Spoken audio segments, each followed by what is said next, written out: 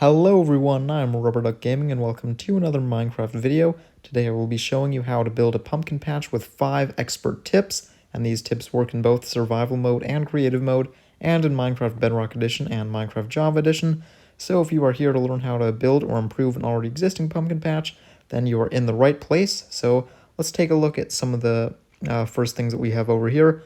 So as you can see, this is a pretty small pumpkin patch. This is just one I built for a demonstration for the video.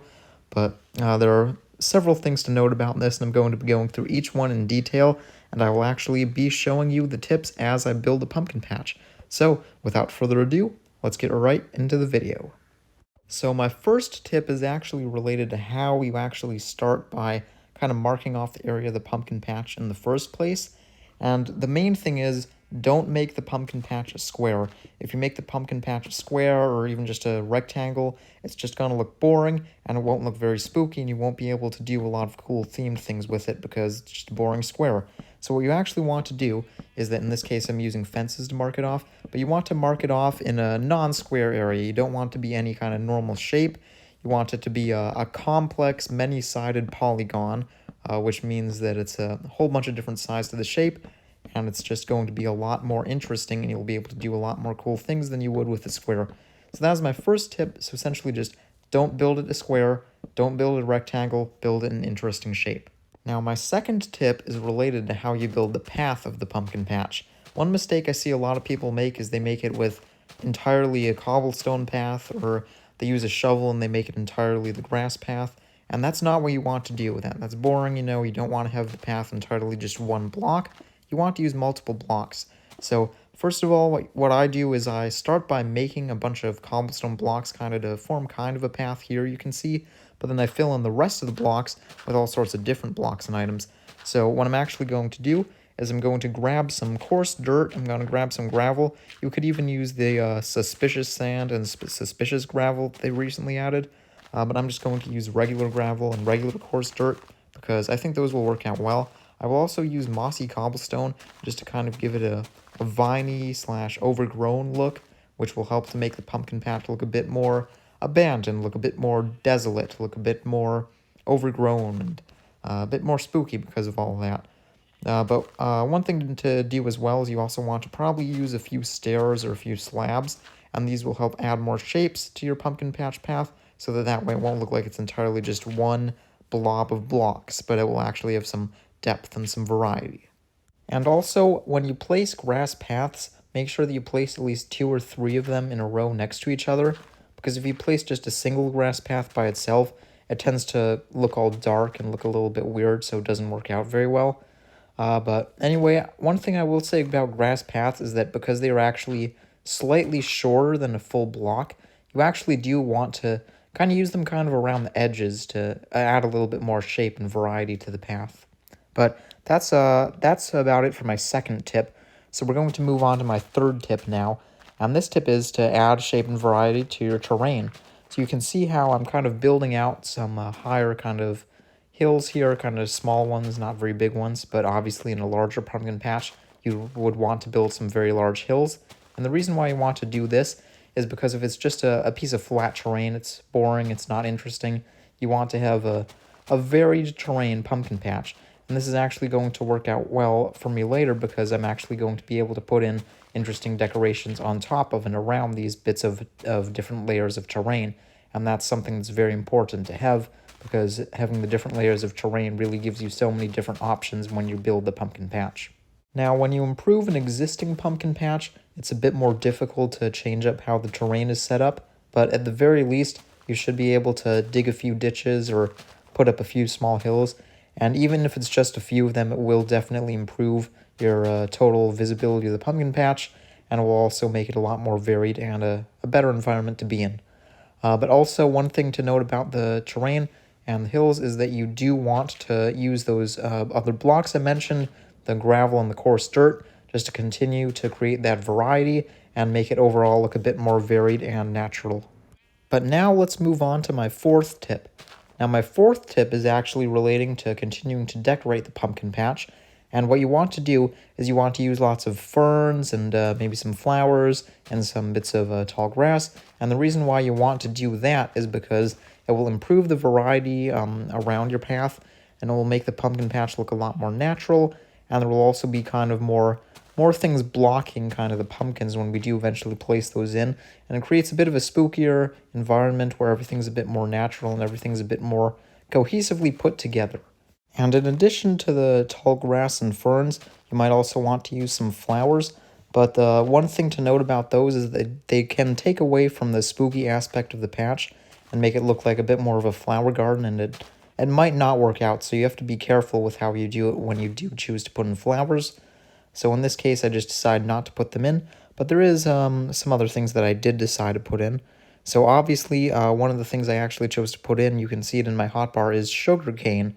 And the nice thing about sugarcane is that it kind of, it makes it look a little nicer. It kind of provides kind of a grassy aspect, but it also kind of pushes the view of the person experiencing the patch to look up a little bit, look around, and see the full environment. And I'm also planting in the pumpkin seeds here, and I just found a few nice areas within the patch. And over here, I'm actually going to create a little waterfall area. So you can see I'm going to put up this sugar cane over here next to the water here. Then eventually, in just a moment, I'm going to break down that block of farmland that I placed there.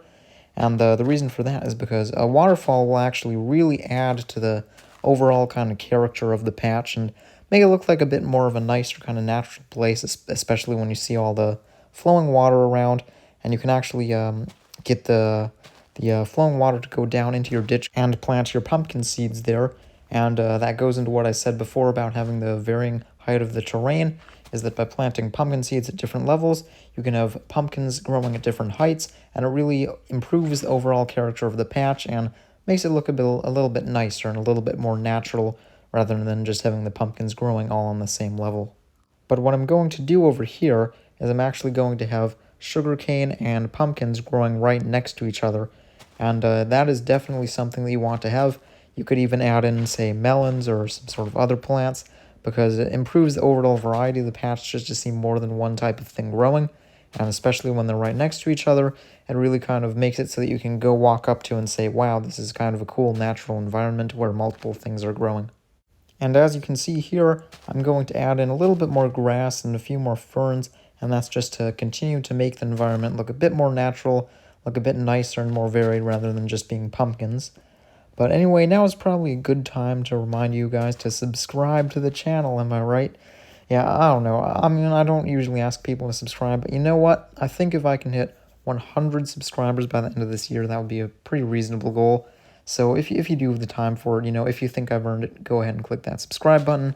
But if you don't think I've earned it, then you don't have to. But over here, I am going to plant in a few more pumpkins. It's always nice to have a few pumpkins right near the entrance, but not too many.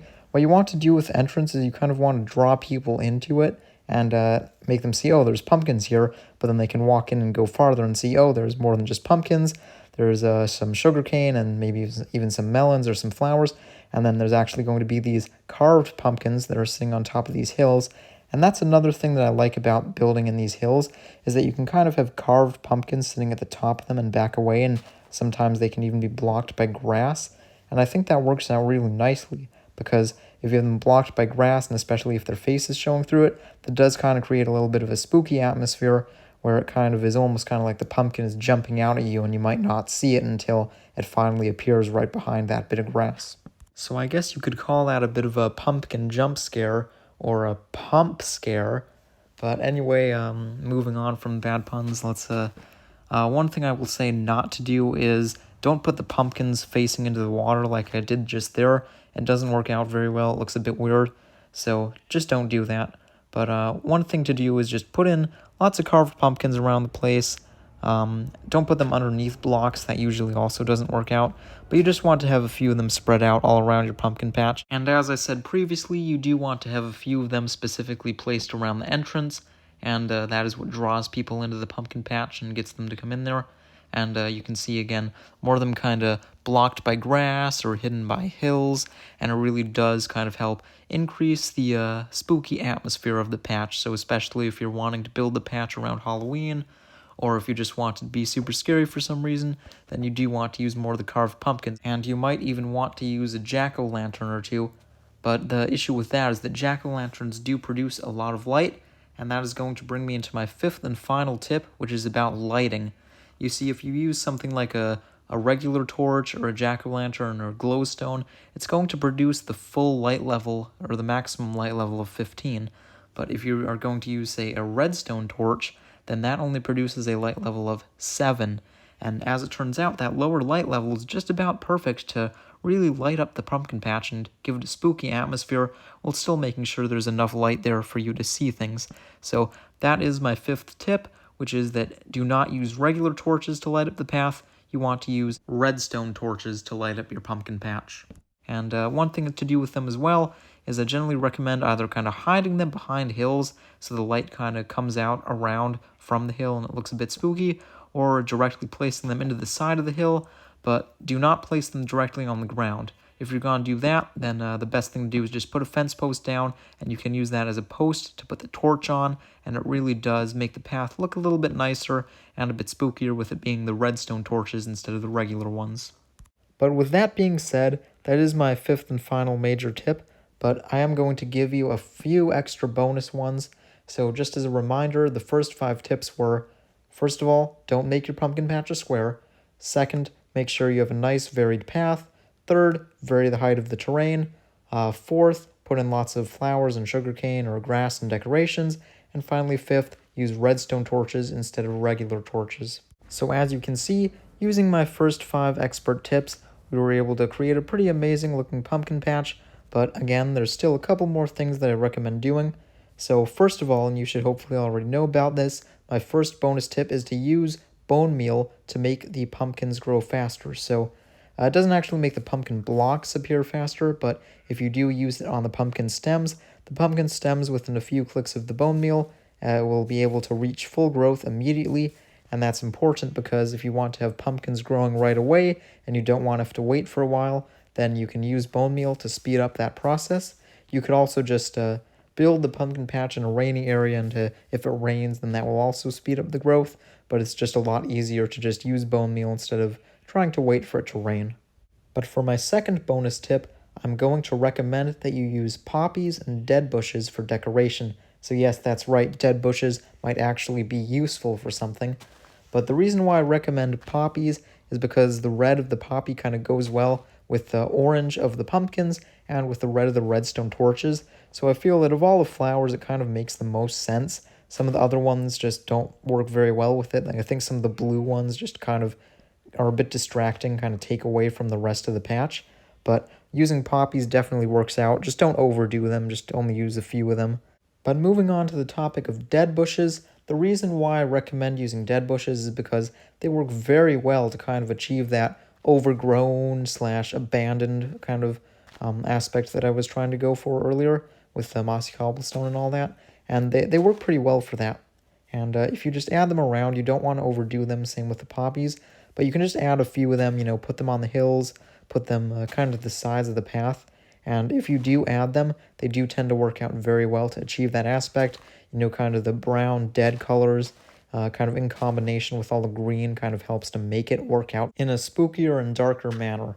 But anyway, that is just about the final tip I have for you. So with that said, that is going to be just about the end of this tutorial here. And as I said previously, you can make this on Java Edition, Bedrock Edition, Creative Mode, Survival Mode. So I do hope that you enjoyed this building tutorial. And as I said, if you do want to see more of these, you can go ahead and subscribe. And I am trying to hit 100 subscribers by the end of the year. I think that's a reasonable goal. So with that said, thank you so much for watching. My name is Rubber Duck Gaming, and I will see you in the next one. Goodbye.